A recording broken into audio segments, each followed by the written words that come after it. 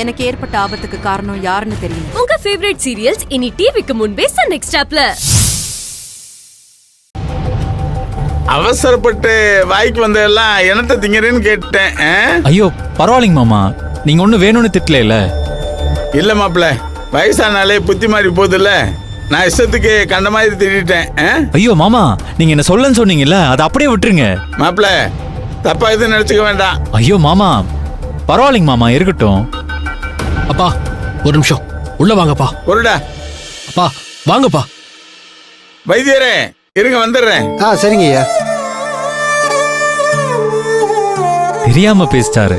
பட்டாசு வெடிச்சதெல்லாம் போதும், உள்ள போலாம் வா. ஐயோ பூங்குடி, இங்க பாரு, யானை வெடி, லட்சுமி வெடி, குருவி வெடி, ஊசி பட்டாசு எல்லாமே இருக்கு. இன்னும் 2 மணி நேரத்துக்கு வெடிக்கலாம்.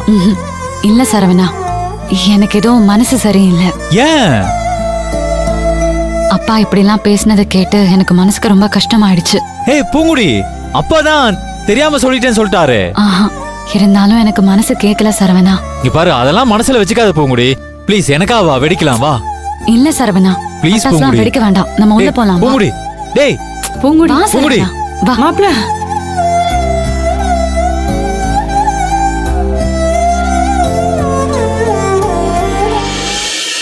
சொல்லு சக்தி.